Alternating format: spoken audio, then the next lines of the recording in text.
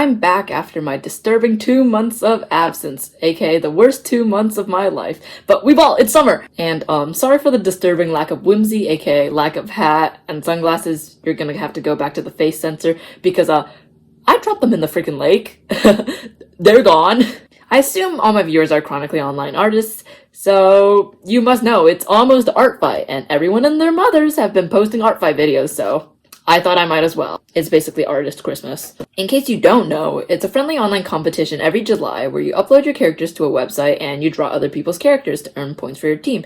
It's really fun, and if people are gonna draw your characters, well, they're gonna need to know what your characters look like. So you gotta make refs. And they are tedious, and instead of spacing them out throughout the year, you've been cramming them all in the past week. Me too, buddy, me too. Don't worry, with my, impressive, 1 year of Artfight experience, I'm finally competent-ish enough to make a tutorial video. Here are my top tips to make really nice refs really fast that will save you some sanity, hopefully. This section is about how to make a base reference, and there's a later section about all the fancy bits you can add on if there's time. So, speed and clarity are #1 priority here.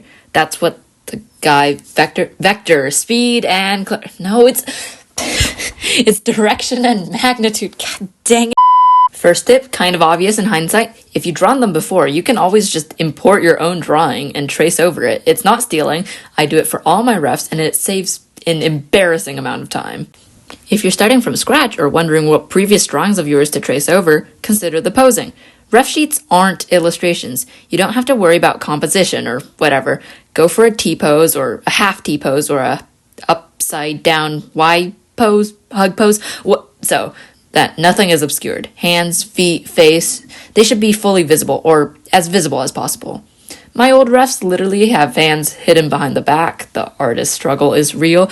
And if there's something in the design that's still not clear even with the pose you've chosen, well, we'll come back to that in the next section. Another thing I've seen is that people draw their characters from both the front and the back, like an animation turnaround. For speed and efficiency, and also just for your sanity, you do not have to do that. Drawing a guy one time is hard enough already. However, if your character is a shapeshifter or has a different form or has an important alternate outfit that you want people to draw, you should definitely put that on there. For this OC, she has a human form and the form she takes after she dies and comes back to life, so I've drawn both of them. Which, yeah, that takes extra time, but it's also cool. Don't worry, I'll make a lore dump video in the future. Wink, wink, nudge, nudge. Are we at tip 3, tip 4? Anyways, I don't know who you need to hear this from, but you do not have to shade your refs. Say it with me. You do not have to shade your refs. The lack of shading will save so much time. Shading takes forever and it is so difficult for no reason, and if you have a busy design already with patterns and stuff, people might confuse shading for part of the pattern. Once again, refs aren't illustrations, they're about communicating what a character's design looks like in the simplest way possible, so just go to town with a bucket tool, or a VLLO tool, or magic wand tool if your art program's bucket tool sucks.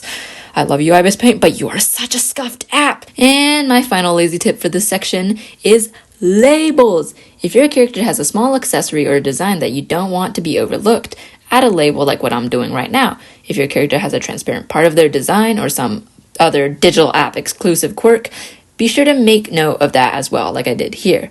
I've seen some people add these color palettes like this, but it's not super necessary, especially if you don't shade your ref, meaning that people can directly color pick off of the character. And finally, this is super quick, but something I like to do is I add the character's names, pronouns, age, height, and flags for nationalities or sexuality. I've seen people put character backstories on the ref sheets, but personally I'm not a fan because I think a ref is mostly a visual aid. I mean, Artfight has a whole section for character description, and I will absolutely yap on there instead. Ta-da! There's your quick and easy base ref. Didn't take too long and will make everyone jealous because of how cool and organized it is. And that would be the end of that. Unless you're really bored or a tryhard like me. Then you do these add-ons. Instead of labeling the small details, you draw them enlarged and then label them. If they have a signature weapon or prop, draw that. Remember when I said this? And if there's something in the design that's still not clear even with the pose you've chosen, well, we'll come back to that in the next section. Draw them at a different angle then. And if they have a weird unconventional feature like these horn thingies or this eye, draw that also. Yes, this takes forever and honestly is a lot to do and does not help with the quick part of the quick and easy. Okay, it doesn't help with the easy part either, but it helps with the clarity part. This section is the bonus add-on section for a reason. It is a lot though. Like I said, you do not have to go this all out for your refs. I just really like my characters. Here are some old refs I made that are way simpler and still work perfectly fine and are clear even without this much detail. Also, you can, at the end of it, slap on a different color background that isn't distracting, like this one. I just leave mine blank because I'm boring. For Artfight specifically, something I like to do is make a doodle page. I'm a traditional artist most of the time, actually, contrary to popular belief, so I just take pictures of my old sketches, collage them together, and upload it as a secondary image, just so people can get a better idea of how this character moves, acts, and looks in different scenarios. Also, if I have a fully rendered digital illustration of that character, I will upload it as another secondary image. Would that make it tertiary image? Wow. SAT that. And finally, I am one of those people, so I decided to make custom animated thumbnails for each character. I am so cooked. You do not have to do this. I don't know how many times I've said that, but yeah. And that is the mostly complete-ish, comprehensive-ish guide to how to make character refs. I hope this was helpful. Look at her! Biblically accurate character ref! I'm too lazy to edit out my face, it's the panda again. Anyways, at the end of the day, you get control over how your character is presented, and it really is all for fun. I just hope that this video was at least a bit helpful in speeding up your art grind, showing you what's possible, or maybe making the process at least a little more bearable. Well, if you are on Artfight and you haven't picked a team yet, you should pick Fossil so I get the maximum amount of points from beating the crap out of you.